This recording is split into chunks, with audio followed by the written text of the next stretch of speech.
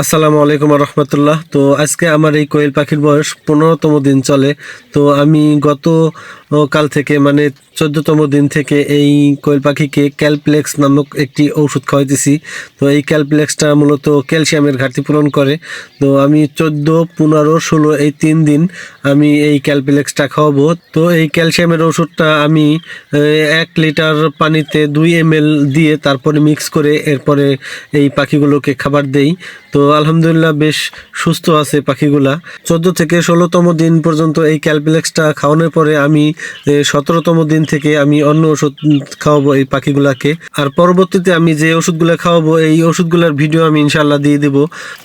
তো এই পরবর্তী ভিডিও দেখার জন্য আমার এই চ্যানেলটা সাবস্ক্রাইব করে এবং ফেসবুক পেজটাকে ফলো করে রাখবেন।